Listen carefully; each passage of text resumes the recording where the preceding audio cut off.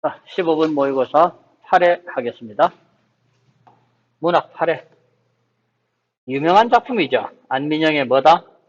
매화사. 박효관이라는 스승집에 가가지고 창밖에 피어있는 매화를 보고 후다닥 썼답니다.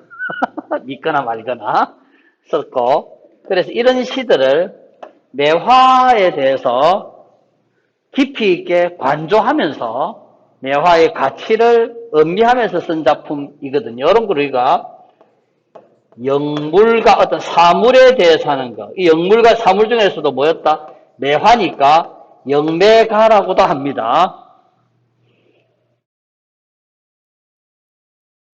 자, 작품 한번 보죠. 보니 연시도죠. 자, 유명한 작품이죠. 어리고 덤성덤성한 매화 해서 이 꾸며주는 거죠.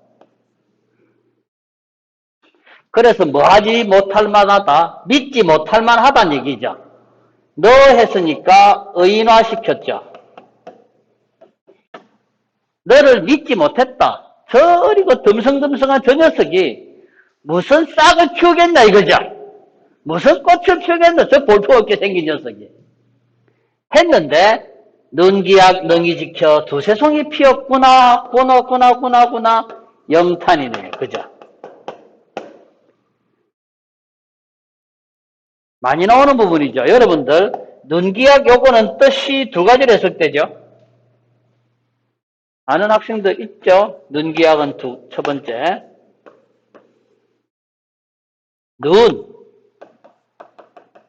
눈설자죠. 눈이 내리면은 꽃을 피우겠다라는 약속.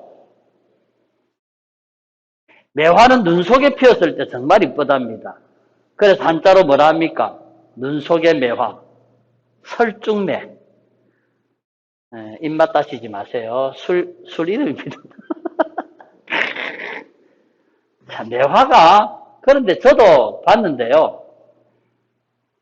산행, 등산 같은 데 가다 보면요. 야간 산행하다 보면 밤에 핀 매화 진짜 이뻐요. 정말. 이쁩니다. 그 다음에 두 번째가, 눈 있죠. 씨앗. 할 때, 그래, 식물의 눈 기약을 이렇게 보는 경우도 있습니다. 그래서 기약을 능히 지켜, 첫 번째 해석이 좀 더 문학적이죠. 맞죠? 그래서 어쨌거나 두 가지 해석이 다 가능합니다. 능히 지켜. 수만송이 아니네. 천만송이 피었습니까? 두세 송이 피었습니까? 그렇다면 이거 뭡니까? 상당히 희소성이죠. 맞죠? 희소성이니까 가치가 있을 거 아닙니까? 그래서 뭐합니까? 촛불을 딱 잡고 매화를 감상하려고 가까이 사랑한다 했습니다. 매화를 가까이 두고 촛불 앞에서 감상한다는 얘기죠? 이거를 어휘라 뭐라는 겁니까? 이거를 대상의 아름다움을 감상하는 것을 우리는 완상이라는 단어를 써요. 완상할 때.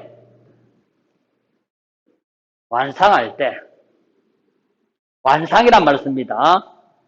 사물의 예술적 가치를, 심미적 가치를 감상하는 것입니다. 자, 암향조차, 이제 다시 옵니다. 글쓸 공간이 없어서.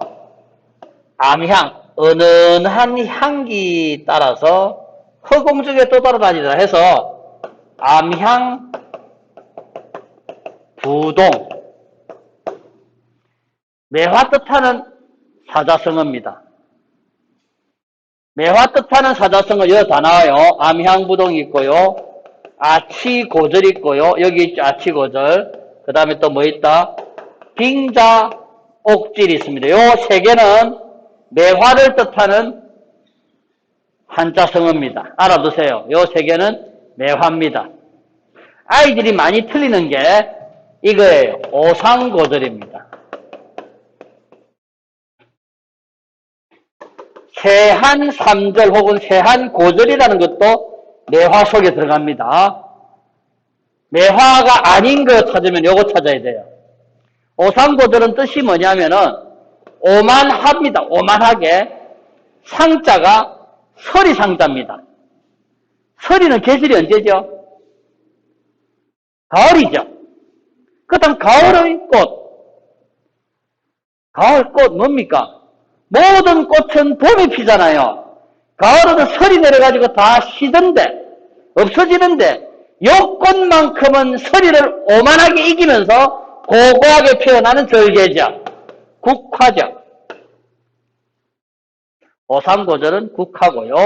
요 세 개 알아두세요. 암향부동, 아치고절, 빙자옥지.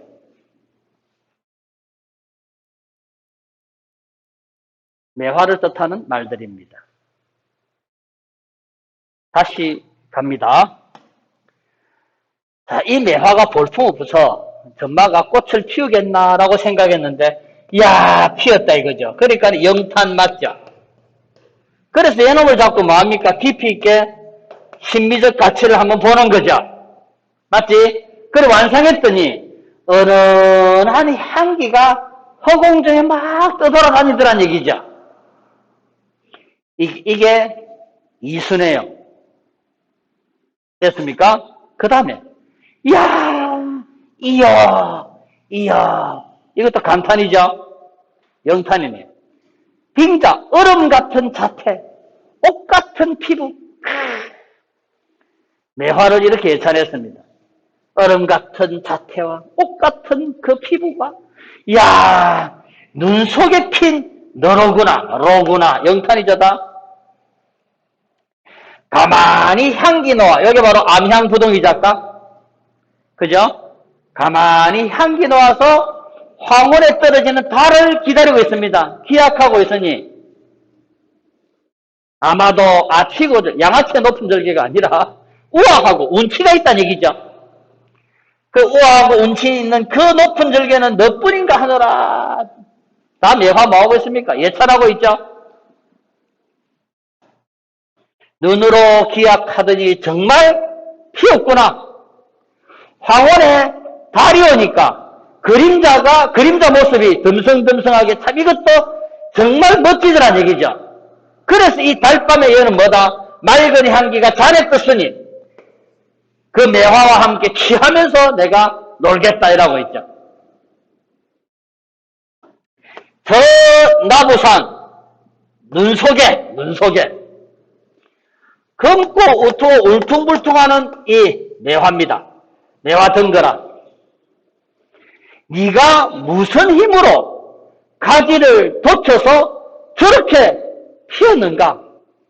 아무리 썩은데 반만 남아있지만 자, 봄 뜻을 어찌 빼앗을 수 있겠는가?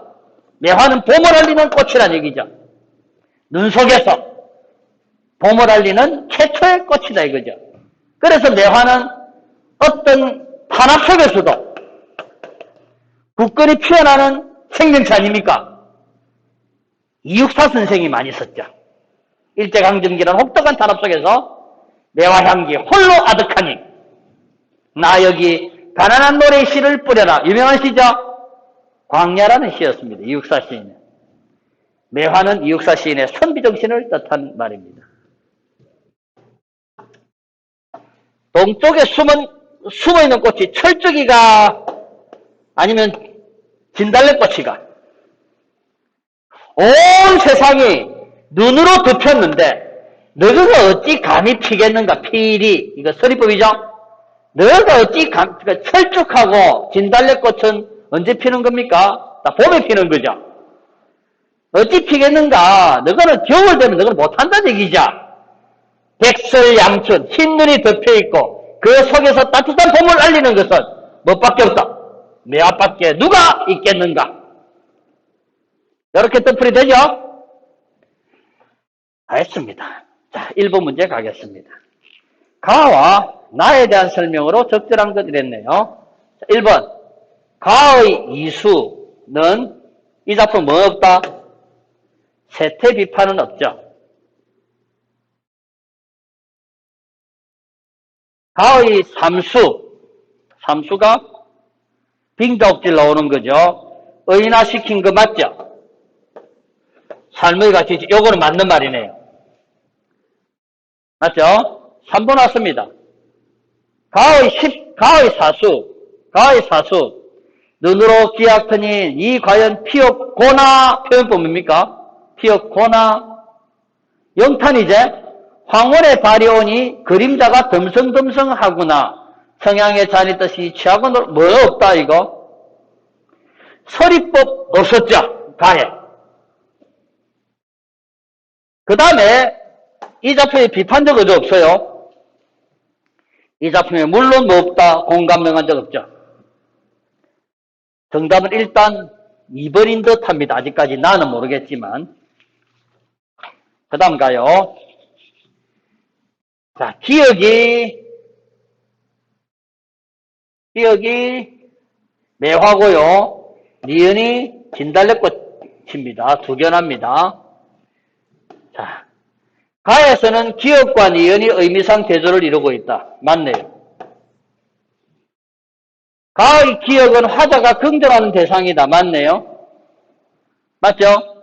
가의 기억 니은은 모르겠고요. 가의 아치고절은 기억에 내포된 특성이네. 맞죠? 가의 백설양추는 기억이 모두 추위에 강한 속성이 있다. 맞네요. 그죠? 가학을 가지고는 풀 수 있는 문제가 없습니다. 다 맞는 말이에요. 그 다음에 가학을 또 문제 풀 수 있는 거 봐. 있네요. 3번 문제. 보기를 바탕으로 적절하지 않은 것입니다. 보기 한번 읽어볼까요? 김차업은 매화 감상의 여러 방식에 대해서 다음과 같이 말하고 있다. 매화를 보는 시각에는 여러 가지 유형이 있다. 첫째, 매화는 천기를 드러내는 존재로 매화의 꽃 송이 생김새가 하늘의 이치를 나타내고 있음을 예찬한다. 이렇게 밑줄 긋고 원용세 뭐 생각했는가 하면은 윗글에 이런 내용이 있었나라는 생각했습니다. 없었던 것 같아요. 그 다음에 둘째, 매화의 고결한 풍무와 서늘한 운치를 취하여 직위로 삼는 인포와 같은 무리가 있다. 아치고절 이런 거 있죠. 셋째, 매화의 참된 색상을 감상하고 맑은 향기, 암향부동 있었고요. 매화의 뛰어난 아름다움을 가까이, 술 처먹는다, 아까 있었죠. 자, 마지막으로 매화는 눈 속에 봄을 알리고, 이것도 이슈에 있죠. 그죠? 첫째는 없는 것 같습니다. 일단 한번 선택지 한번 보고요. 촉 잡고 가까이 사랑할 때 암황연차 부동터라 매화 향기를 즐기는 모습이다. 가능하네요. 그죠? 빙자 옥질이요. 눈 속에 내려구나 라는 것은 아까 첫째, 둘째, 셋째, 넷째 중 다섯 중에서 뭐와 관련되는 겁니까 이거? 이거 뭐와 관련된, 눈 속에 내려구나 이거 뭐와 관련된 거예요? 눈 속에서 봄을 알리는 거 아닙니까? 그죠? 마지막하고 관련되는 거죠? 근데 그게 천기를 드러내는 예찬하는 거에 틀렸습니다. 이거 관계없는 내용이죠. 성향이 잔에 떴으니 취코 놀겠다. 풍류 맞습니다. 그죠? 맞고요. 3번, 4번, 5번 확인하면은 다 될 겁니다. 안 봐도 되겠죠? 그 다음에 가학을 관련 단독 문제는 이제 없습니다. 나학을 읽어보겠습니다. 신경준의 어상이라는 작품이네요. 어상. 신경준. 자, 이 사람은 18세기죠. 18세기 실학자입니다. 17세기인지 18세기인지 어쨌거나 이 사람 조선시대 사람이에요.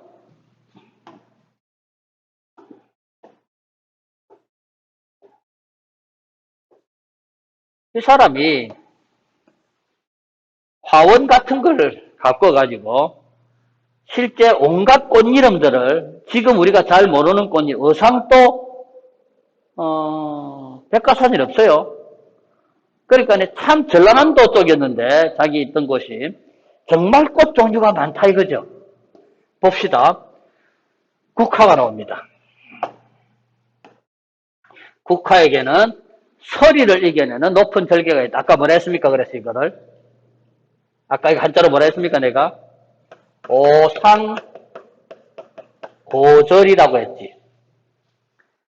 마치 서리를 이겨내는 높은 절개, 오상고절이란 말로 제가 아까 풀었어요. 진나라 도잠이 이 꽃을 사랑한 것이다. 도연명입니다. 도연명이야말로 산속에 처박혀 있는 은인이다. 속세에 나가지 않았다는 얘기죠. 이 꽃을 가리켜 무숙이란 사람이 은일하다고 하였기 때문에 이거 좀 특이한 발상이죠.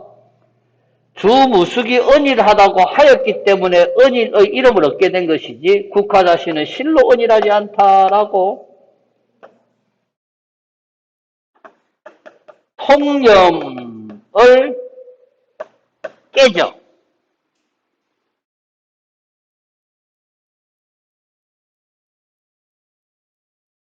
여기까지 되었습니까? 즉, 이 꽃은 결코 은밀한 그런 꽃이 아니다. 은일, 처박혀 있는 그런 꽃이 아니다. 그렇다면 이거 주무숙이라는 사람이 세상에서 제일 은일한 꽃은 국화다 라고 얘기했기 때문에 그렇다는 얘기죠. 적어도 은일한 꽃이라고 이렇게 유명하면 안 되잖아요. 그죠? 왕궁, 긴, 부호가로부터 여염에 사는 천한 선비르기까지 뜨락이나 동산에 심어 살아가지 않는 사람이 있다. 이거는 은일이 아니고 완전히 이거는 출세한 꽃이죠. 온갖 부귀영화를 다 누리고 있는 꽃이죠. 사람으로 말한다면. 은둔하여 살고 있는 숨은 고수가 아니라 이미 출세욕, 명예욕을 다 가지고 있는 사람이죠. 고금의 시인 문사들이 글 같은 걸 지어서 훌륭히 예찬했고 화가들은 훌륭히 예찬했고 유몽, 범진흥, 사등기, 왕관 이런 사람 전부 다 식물 백과사전 만든 사람 건데요. 그렇게 계보로 만들었고 여기까지 되었습니까? 자, 이래 했다는 얘기죠. 여기서부터 여기까지. 인간으로 한다면 이건 완전히 명예욕, 출세욕이죠. 결코 은일하지 않다는 얘기죠. 그 이름을 모르는 꽃이라고 할 수 있겠는가? 이렇게 유명한 꽃이란 얘기죠. 마치 서리가 나왔습니다. 그렇다면 여기까지 국화는 뭐가 아니다? 은일한 꽃이 아니다죠. 그렇다면 뭐냐 이거죠. 혁혁한 그 명성은 모라는 본래 꽃 쪽의 꽃이라거든요. 모라보다 더 높다. 그러니 참으로 꽃 중에 은이란 것은 어상이란 꽃이다 이거죠. 새로운 주장이네요. 통념을 비판하고 주장을 펼칩니다. 이 꽃은 다몽색으로 송이가 많으며 잎은 국화와 같은데 줄기가 약간 가늘다. 늦가을에 비로소 피며 하니까 무슨 꽃입니까? 겨우. 그러니까 이거 국화죠.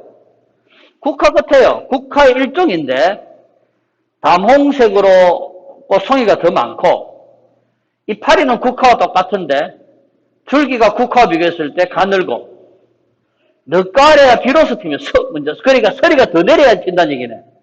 야, 서리가 내릴수록 빛깔이 더 선명하다 이라네요. 아마 도잠이 이 꽃을 보았다면 그 사랑이 국화를 참 사랑한다 했잖아요. 국화에 대한 것보다 못하지 않았을 것인데 어찌된 연유로 지금토록 아름다운 빛깔과 높은 은일의 덕을 홀로 간직하고 세상에 아직까지 이 꽃은 안 알려졌다는 얘기죠. 실제 이 꽃 제가 검색을 해봤는데 찾을 수가 없어요. 이 꽃의 모습이 어떨까 싶어서 못 찾았어요. 그냥 국화 종류겠다 싶네요. 그죠? 이 세상에 참 뭐가 많다는 얘기입니까? 이름 모를 꽃들이 참 많다는 얘기예요, 지금.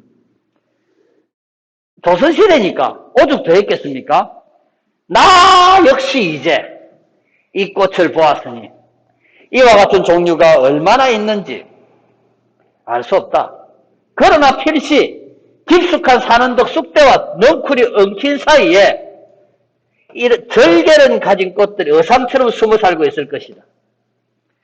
국화처럼 그런 게 아니라 참 많은 꽃들이 있을 거란 얘기죠. 이런 뭐를 뽐내는 꽃들이 은일의 아름다움을 뽐내는 꽃들이 있을 것이란 얘기죠. 참답게. 자, 야, 이 부분. 진짜백이 누굽니까? 진짜백이 은일지사죠. 참답게 산야에 숨어 사는 선비들은 나하고는 다릅니다. 그죠? 나하고는 다른데 이런 꽃을 잘 알 것이다 이거죠. 그리고 설령 이 꽃을 알고 있는 자가 있다 하더라도 결코 뭐하진 않을 것이다. 이 꽃을 글로 해가지고 알리진 않을 것이다 얘기죠. 은일 그 자체로 아마 둘 것이다 이 말이죠. 맞습니까? 누구는? 은일지사들이니까. 은일을 사랑하는 사람들이니까. 이까지 되었습니까? 자, 1번 문제 다시 갑니다. 아까 자 2번 맞네요. 정답 2번입니다. 대상을 뭐하다? 의인화했죠. 얘는 은일을 한 꽃이다 라고 의인화시켰습니다. 그 다음 자 2번 문제 디귿과 리을이 아까 국화하고 혹시 의상이겠죠? 국화 의상은 의미상 대조를 이루고 있네요. 그 다음 의상이 화자가 긍정하는 대상이네요. 그죠? 의상은 이름 없는 꽃이 아니고 의상이란 이름이 있죠. 정답 3번이네요. 의상이란 이름이 있습니다. 단지 뭐 하지 않은 꽃일 뿐이죠. 알려지지 않은 꽃일 뿐이었죠. 맞지? 의상이라는 꽃은 있었어요. 나의 높은 절개를 통해서 맞고요. 서리는 그렇다 이거죠. 3번 문제 풀었고요.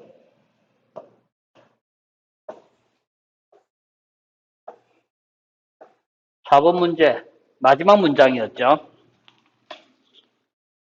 아까 했죠. 정답 몇 번이다? 5번 답하면 되겠죠. 자, 그 다음에 5에서 9번 제시문. 유명한 시네요 또 김기택의 멸치라는 유명한 시입니다. 자, 멸치. 이 작품 보기 보면요. 3단 구성이다라고 보기에도 나와 있어요. 이 작품에 보세요.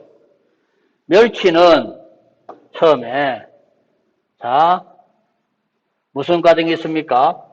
본래적 생명력을 발휘하였던 본래적 모습이 있고요. 그 다음 중반부는 생명력의 상실 과정이 있고요. 마지막에 그 회복과 소망이 나온다는 얘기죠. 그게 순차적으로 제시된다 했으니까 이 작품은 장면 1, 장면 2, 장면 3으로 나눠진다라는 그 얘기 아닙니까? 보기 읽고 항상 읽는 게 상당히 도움됩니다. 아, 이거는 뭐로? 장면 3개로 꺼내야 되겠구나. 보면 돼요, 그냥.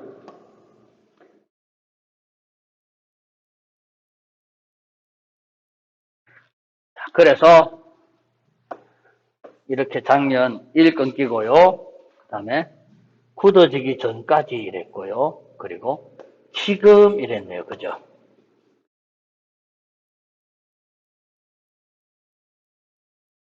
이렇게 장면 1, 장면 2, 장면 3 나눠졌습니다.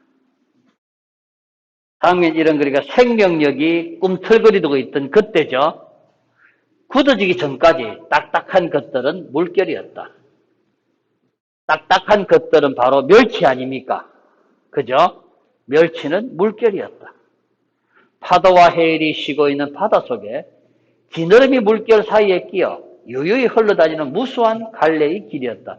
멸치는 한 마리로 존재합니까? 떼로 다닙니까? 떼로 다니죠. 그지? 그래서 멸치떼들이 막 이 바다를 휘젓고 다니는 게 하나의 각각의 길이란 얘기죠.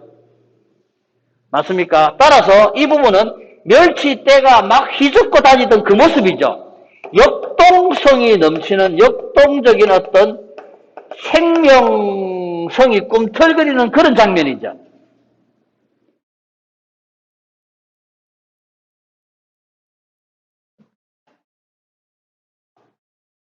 물결, 바닷속, 무수한 갈래의 길 이런 것들 전부 다 긍정적 시어죠. 그러다가 어부가 그물을 쳤죠. 맞죠? 그물이 물결 속에서 멸치들을 떼어냈던 것이다.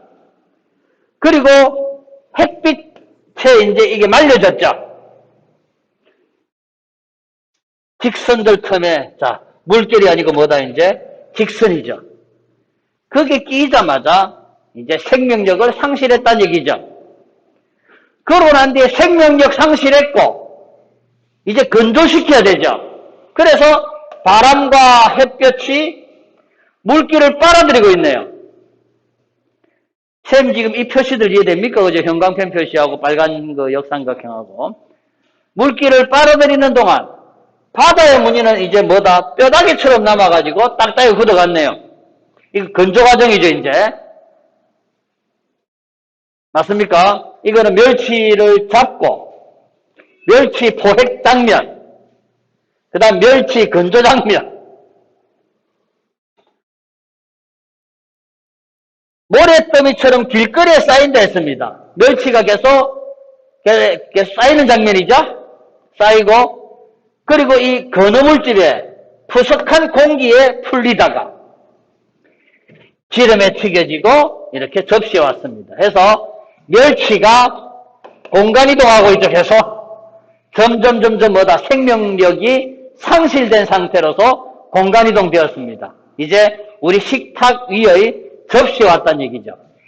이걸 보면서 이 사람은 시를 쓴 거죠. 이제 밥을 먹으면서 젓가락 끝에 잡히는 멸치 보고 이 사람 시인 참 특이하지, 그죠? 여러분 멸치 보면서 이런 것을 상상한 거죠. 시인의 독특한 상상이 정말 빛나고 있는 작품이죠. 지금 젓가락 끝에 깍두기처럼 딱딱하게 잡히는 이 멸치에는 두껍고 뻣뻣한 공기를 뚫고 흘러가는 바다가 있다. 아직도 뭔가 생명력으로 복귀하려고 하는 그런 게 있다는 얘기죠. 그리고 멸치에 분명히 이제 뭐가 있습니까, 여러분들? 멸치의 몸통을 뒤통수는 작은 무늬가 하나 있다는 얘기죠. 멸치의 무늬를 보고, 야, 이게 바로 파도를 만들고 회의를 부르고 고기의 뼈를 부수고 거물을 찢었을 것이다. 이라고 했네요. 고기의 뼈를 부수고 했을 것이다. 자, 시는 그다지 어렵진 않은 시였습니다. 독특한 발상으로 재밌는 시 정도로 이해하면 될 것 같아요. 5번 문제 갑시다. 가의 표현상 특징으로 가장 적절한 것 찾는 거죠. 자, 의문형 진술을 통해 화자의 정서를 강화하고 있다. 정답 3번이죠. 특정 종결이면 뭡니까? 뭐뭐인 것이다. 뭐뭐인 것이다. 뭐뭐인 것이다죠. 의문형이 아니죠. 맞죠? 청각 잘 없습니다. 시각이 많았죠. 시각이 있었고요. 대상에 대한 경외감 이런 거 영탄 있는지는 모르겠고요. 반어법 없었을 거고요. 그죠? 자, 뭐뭐인 것이다 하면서 좀 단정적인 그런 태도를 보이고 있습니다. 그 다음에 6번 문제. 적절하지 않은 것입니다. 자, 딱딱한 것은 멸치가 생명력을 상실한 모습을, 유유히 흘러다니던 멸치가 생명력이 충만했던 모습을 나타낸다. 햇볕이 가닌 직선의 이미지는, 자, 그렇다. 바람과 모래더미는 생명력이 없는 존재라는 점에서 현대 문명에 파괴된 인간의 불안한 삶이다 했는데요. 왜 답이 3번인가 하면요. 바람하고 모래더미죠. 시험 보세요. 자, 바람하고 모래더미입니다. 바람은 어디 있는가 하면요. 여기 있죠. 모래더미는 여기 있습니다. 모래더미는 멸치가 쌓인 거죠. 이건 이미 건조돼가지고 쌓였으니까 생명력을 상실한 존재 맞아요. 그런데 바람은 멸치의 생명력을 빨아들이고 있는 녀석이죠. 맞죠? 바람은 그러니까 폭력성이 있는 녀석이고, 모래더미는 이제 당한 거지. 이해하셨죠? 그래서 정답 3번. 굳이 따진다면은 이게 현대 문명의 폭력성하고, 현대의 폭력성은 바로 바람이겠고. 맞죠? 그래서 파괴된 인간의 삶이 불안한 양상의 모래더미가 된다는 얘기죠. 됐습니까? 그 다음에 가의 A 부분은 이제 생명력이 뭐 되는 부분입니까? 상실되는 과정을 얘기하고 있는 거였잖아요. 그죠? 적절하지 않은 것입니다. 1번 변모 과정을 공간이동에 따라 제시했다. 맞죠? 2번 추측했고요. 5번 시적 대상에 대한, 그래서 일단 A만 가지고서는 1번, 2번, 5번 답을 할 수가 없어요. 다 맞는 말이에요. 됐습니까? 그 다음에 8번 문제입니다. 보기를 바탕으로 가나를 감상한 내용으로 적절하지 않은 것 찾네요. 자, 생명을 가진 생명체는 어쩌고 저쩌고 합시다. 그래서 가에서 멸치의 근원적 공간은 바다다. 요 정도 딱 읽고 1번 바다는 멸치가 자유롭게 흘러다니며 본성을 멸치의 근원적 공간 맞네요. 그런데 무수한 갈래길 아까 뭐였습니까? 멸치가 다닌 길이죠. 멸치떼가. 그런데 무수한 갈래길이 본성을 지키는 삶과 그렇지 못한 삶을 가르는 길, 이거는 잘못된 감상이죠. 정답 2번이네요, 바로. 이강백의 칠산이라는 작품 보도록 하겠습니다.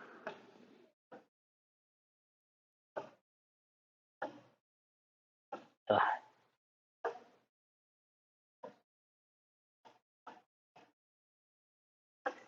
이강백의 칠산이라는 거리 종류가 뭡니까? 희곡이죠. 이 작품에서는 잘 안 드러나는데요. 이강백의 칠산리는요. 이강백이라는 작가는 상당히 좀 실험적인 그런 극을 많이 쓴 사람이죠. 알죠? 무슨 작품 알고 있습니까? 이강백. 파수꾼 있고요. 결혼이라는 작품도 있죠. 덤 나오는 거. 그래서 좀 실험적인 그런 극을 많이 쓴 사람인데 현대 극을 많이 썼어요. 자, 이 사람 요거 표현주의 극이랍니다. 우리나라에서 최초라고 해야 되나? 그런 표현주의 극은 김우진이라는 사람이 쓴 산돼지라는 작품이 있습니다. 환상 장면도 많고요. 하는데요. 표현주의 극이라는 요 용어 좀 알아두세요. 표현주의 극. 자, 뭐에서, 예전에는 이게 뭐냐면은 사실주의 극은 알잖아요. 그죠? 리얼리즘과 관련되는 사실주의 극이 아니라 표현주의 극이라고 뭐냐면은, 심리 전달을 중점적으로 두는, 그런 극이란 얘기입니다. 사실주의 같은 경우는 이야기 전달하고 이런 거잖아요. 그죠? 맞죠? 그래, 현실을 반영하고 하는 게 바로 사실주의거든요.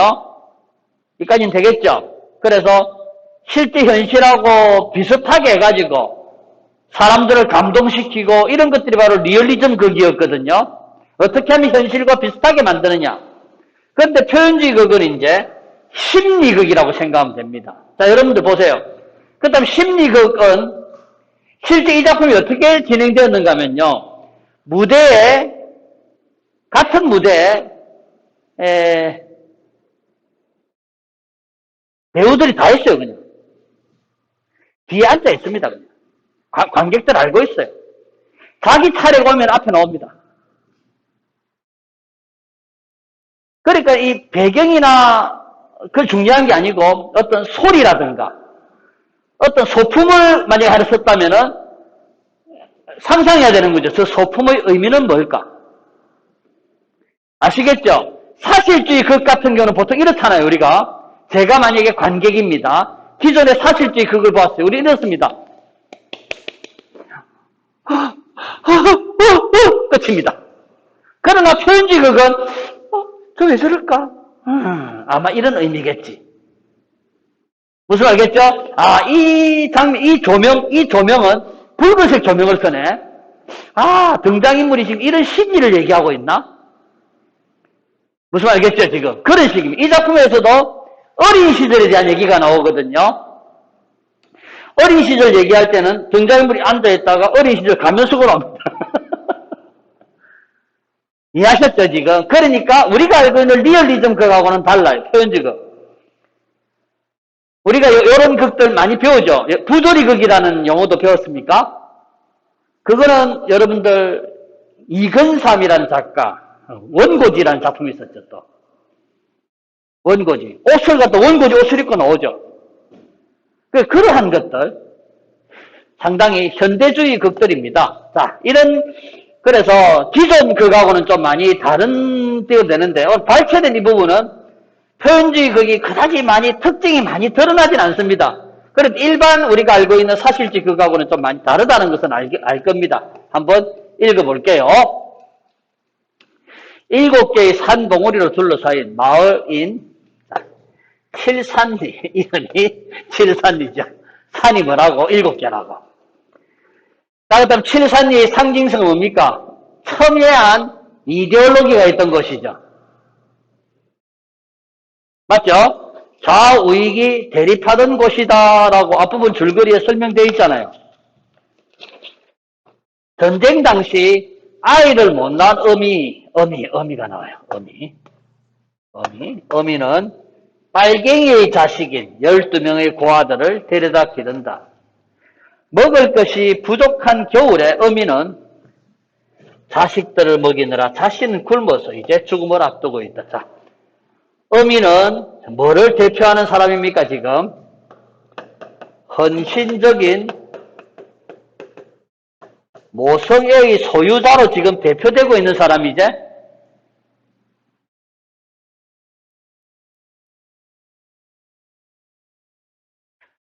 다리밥 자식 먹이고 잡수는 것은 찬밥밖에 없고, 그래 아끼다가 결국 관에 드는 보공되고 말았어라라는 자모사라는 시조가 떠오를 만한 그런 어미입니다. 헌신적인 모성애를 가진 소유자입니다. 여기까지 되었죠?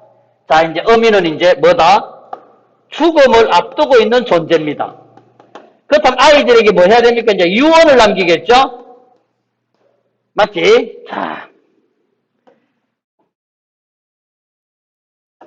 가을엔 7산에 먹을 게 더 많지. 얘들아, 모여라. 봄에는 랄랄랄랄랄라 이렇게 해라. 여름에는 이거 이때까지 아이들은 엄마가 주던 것만 주워 먹었잖아요. 그러니까 이제 엄마는 이제 가을에 밤, 고염, 감, 배, 머루, 산, 오디, 도토리, 잣, 나무에 열린 건 다 먹는다라고 이렇게 왜 쉼표들이 나오죠? 죽음이 임박해서 뭘 알 수 있는 거죠, 이거는요. 그래서 이거는 엄마가 죽음을 앞두고 아이에게 너희들 스스로 알아야 될 생존 방법을 갖다가 가르쳐 주는 거죠, 이제. 이게 유언이네요, 지금요. 하면서 엄마가 얘기해요. 내가 지금 얘기할 테니까 너희들 다 엄마가 얘기하는 거 따라해라. 그 다음 자식들이 밤, 고영, 감, 이걸 뭡니까? 아이들을 보고 외우게 하는 거죠. 얼마나 먹을 게 많으냐. 이 겨울을 참고 견디면 봄부터는 저 7산이 너희들을 먹여줄 거야. 울지 말고 가만히 있어. 겨울 동안만이라도 나는 너희들의 어머니가 되고 싶었는데, 하지만 봄부터는 저 7산이 너희의 어머니다. 그렇다면 나는 겨울을 넘기지 못하고 뭐 한다는 얘기입니까? 다이한다는 얘기죠. 맞죠? 내년 봄에는 난 너희들 곁에 없다는 얘기입니다. 절박한, 그죠? 좀 서글프네요. 저 7산이 어머니가 되어 너희들이 다 자랄 때까지 키워줄 거다. 내 자식들아, 가엾은 내 자식들아, 너희는 7산을 어머니 삼아서. 정리해볼까요?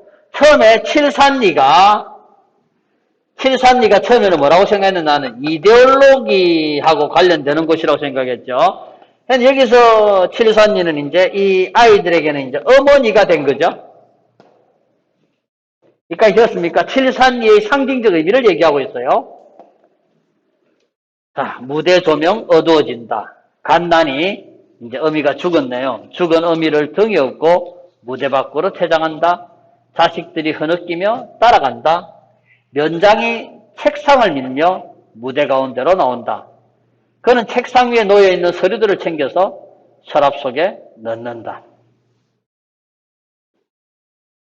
봐라. 같은 공간에 있죠. 이 작품 같은 공간에 있다가, 어두운 곳에 있다가, 그리고 소품도 그다지, 이 같은 공간이니까 배경도 필요 없는 거죠. 그리고 무대 배경이라는 것보다도 작은 소품들 몇 개를 가지고 상징성이 뭘까를 봐요. 그렇게 책상 위에 놓여있는 서류죠, 지금. 하면서 이제 면장 얘기합니다. 이제 면사무소 문 닫을 시간이 됐습니다. 칠산리 어머니의 무덤을 어떻게 할 건지 결정하시죠. 자식들 침울한 표정으로 면장주에 모여든다. 자, 이거 과거고요. 여기 이제 현재죠. 엄마가 죽고 엄마 무덤을 어디에 묻었다? 칠산리에 묻었죠. 자, 여기서 칠산리의 상징성 뭐였습니까? 지금 현재 어머니죠. 칠산리는 어머니입니다. 맞습니까? 자, 당신들의 심정은 알겠습니다. 당신들을 위해 굶어 죽은 어머니, 그 어머니에 대한 애착이 대단하겠지요. 장남. 다른 사람들은 모를 겁니다. 우리들의 심정은요. 어쨌든 그 어머니가 묻힌 무덤은 무덤 이장해야 된다는 얘기죠. 하늘을 쳐다보면 저런 하늘을 보시죠. 예상했던 대로 눈이 내립니다. 자식들에게 개촉한다. 그러니까 눈이라는 소품은 지금 준비할 필요가 없죠.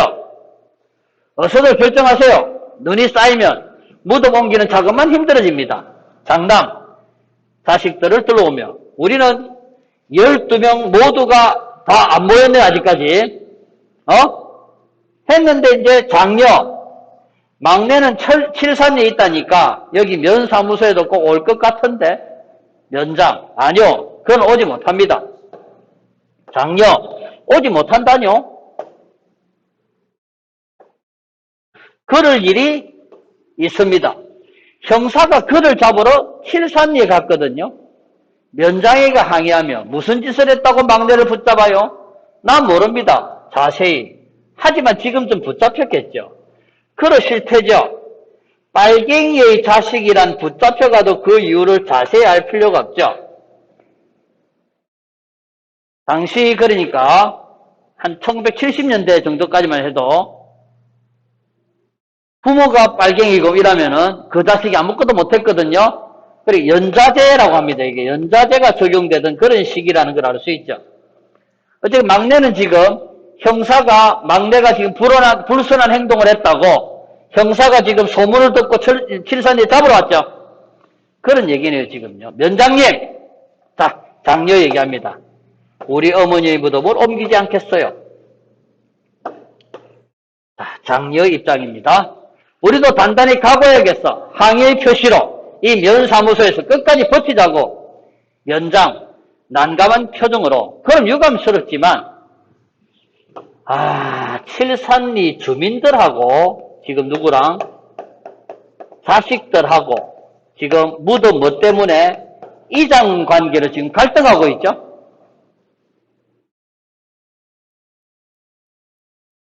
맞죠? 칠산리 주민들이 왜 이장을 하는지는 이 작품 지금 발췌된 부분에서는 알 수 없지만 어쨌거나 무덤 뭔가 흉물수로 있을 것이고 여기에 새로운 개발할 수도 있을 것이고 맞죠? 잘은 모르겠습니다. 어쨌거나 지금 현재 갈등 구조는 이렇다는 얘기죠. 면장은 여기에 중재자 역할을 하고 있는 거죠. 더욱 강경한 의도를 하면서 장녀의 성격이 나옵니다. 그죠? 좀 투쟁적이고 직선적인 성격이죠. 상당히 직선적입니다. 그렇게 할 테면 하라죠. 그러나 면장님 이걸 알아두세요.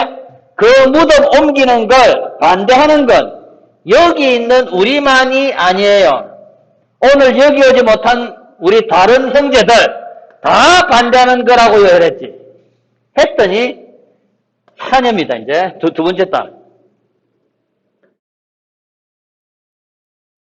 두 번째 딸의 입장은 장녀랑 뭐합니까? 다르죠. 그래 장녀는 좀 주장이 강한 독선적 인물이라는 걸 알 수 있죠.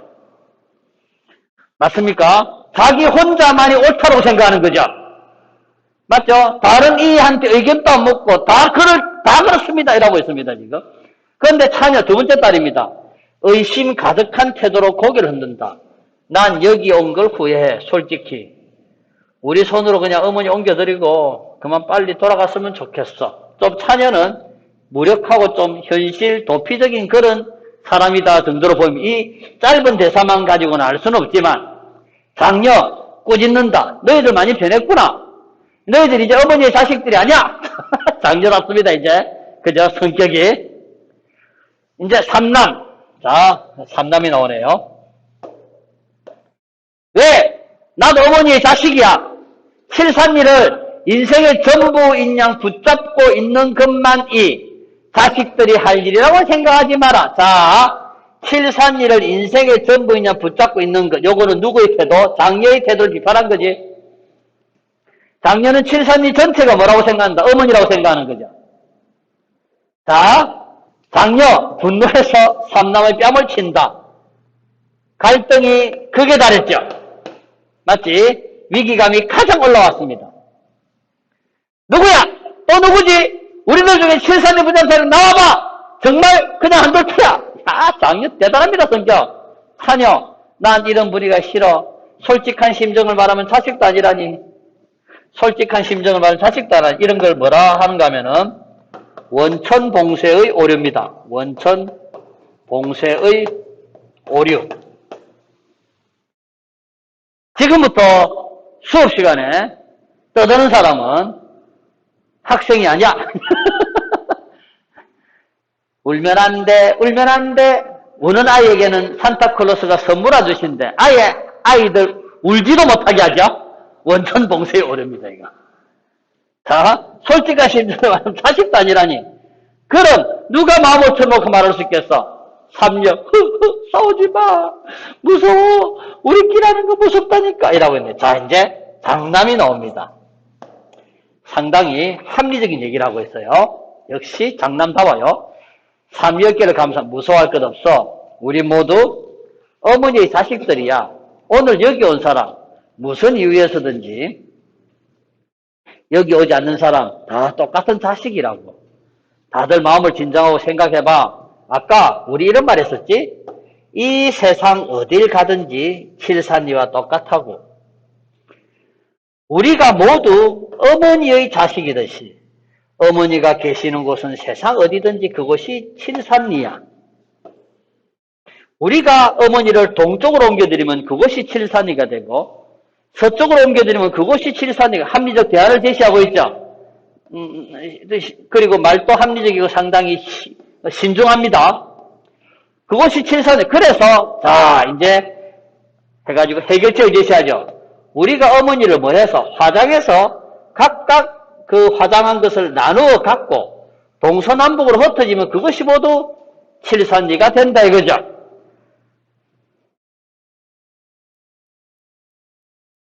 이렇게 해서 갈등을 해소시켰네.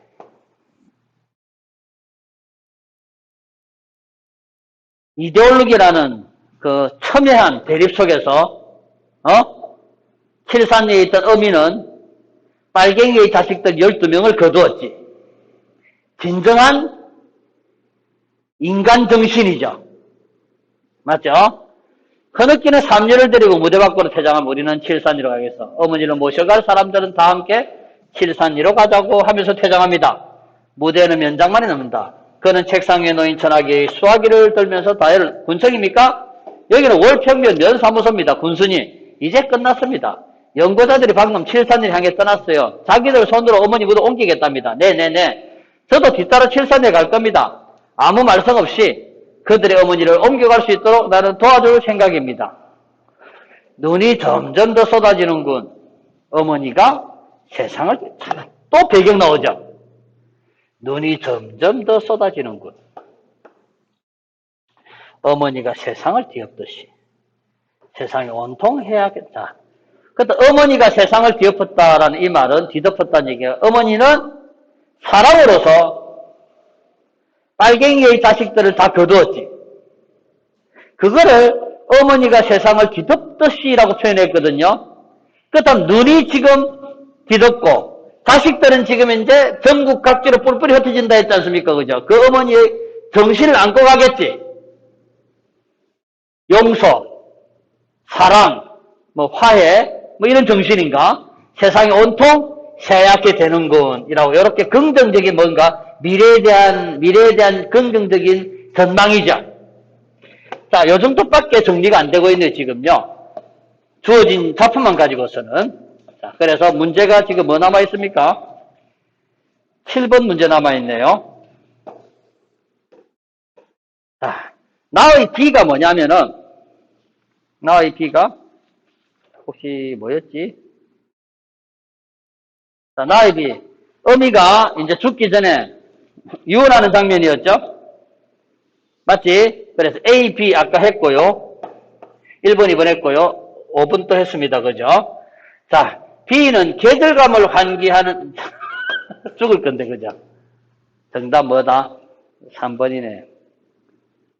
맞죠? 그래서 낙관적인 전망을 제시하고 있다. 말줄임표는 그렇다는 얘기고.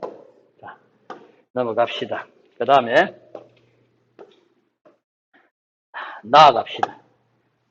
3번. 아까 이거 답은 2번이었어요. 그죠? 나에서 장남은 칠산의 의미를 물리적 의미의 고향으로 한정하지 않고, 그렇네. 나에서 장녀와 타녀의 대립은 근원적 공간에서 벗어나게 될 때 발생하는 반복. 그렇게 이해도 되네. 보기에 있었다는 얘기죠. 자, 넘어갑시다.